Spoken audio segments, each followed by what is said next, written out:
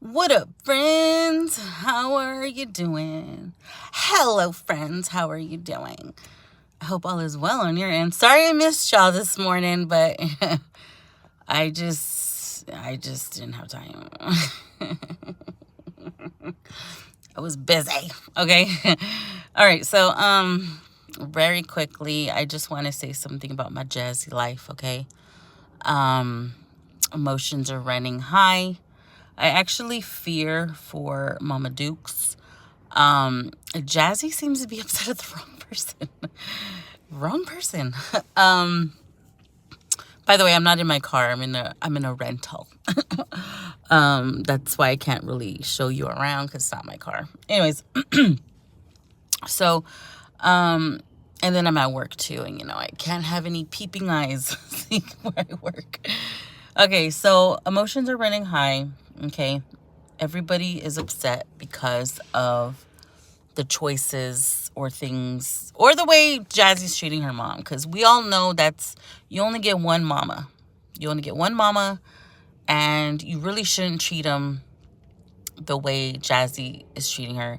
And I was cringing the whole time I was watching Jazzy address her mom and the messages to Strong Mommy Chrissy. Cringe. Do not talk to your mom like that. I could never. My mom will beat me down at my old age. She does not give a shit. My mom will still beat me if I talk to her like that. I would never say those words to my mom ever. I would never say those things to my mother. My mother will karate chop me in a second and take me down. Even though she's 2 inches shorter than me, my mom will take me down, okay? And I fear my mom like that still, okay? And I don't talk to my dad no type of way either. Both my dads. I have a stepfather and I have a biological father. Respect your elders, people. Like, you do not talk to them like that. Like, the way she was addressing her mom, I am in fear for her mother. I don't know if her mom lives by herself, but the way Jazzy was like, I can't stand your face. I can't stand your face. Like, how do you say that about your mom? Like, how do you say that about your mom? Like, oh my gosh, she's crazy. She's lost it. But you know what? We can say whatever we want to say to her, but she's not going to leave the motherfucker until she's good and ready, okay? Because I was in an abusive relationship, okay? I was in an abusive relationship for 2 years. There I was, black and blue, okay? Black and blue, and nobody could tell me nothing, okay? Because this is love. This is how people love each other, is by hurting each other, you know? Nobody could tell me anything. Nobody knew either. Once they found out, best believe my mom went and started some shit and got me out of that house against my will because I was so brainwashed. I didn't see anything going, I didn't see it as bad. I just was like, this is the way I'm being loved. I'm being loved hard, okay? This guy used to threaten to kill me. This guy choked me on New Year's. This guy used to fucking hit me all the time. For fucking speaking out of line. For speaking out of line. And I was so delusional in my mind. I didn't know, there was a delusion over me. Like, I didn't know what to do. Like, I was just like, well, these are the cards I was dealt, And I was so passive about it. And I used to make excuses for this person. And I used to, that was my fault for, and I was also alienated from my friends. I little by little didn't even hang out with my family. That's how they knew something was up, because I wasn't hanging around my family that much. And an excuse just so I wouldn't go out and go to a dance or to go party with my friends like I used to. Like, no, everything came to a screeching fucking halt when I got into that relationship, okay? And I don't really like to talk about it too much. I don't like to give these people any type of attention, but I think it's good for you guys to know what she's thinking in her mind. Like, a lot of people haven't been in abusive relationships, okay? They don't know how it is to be in controlling relationships. A lot of people don't know. So in her mind, he can do no wrong. And the way he was sitting there like a whole bitch on fucking live with her while she's over there reading the letter, like crying. He can't even comfort her. Like, he's like, yeah, you see, just like a fucking psychopath that he is. He's like, you see, your mom knows she did wrong. She knows she did wrong. Like, that's the shit he's putting in her head when she's offline. What did they do that was so bad besides conversate? They're both worried about Jazzy. So what's wrong with that? Yeah, to me, at first, I was like, that's kind of messy. That was kind of messy.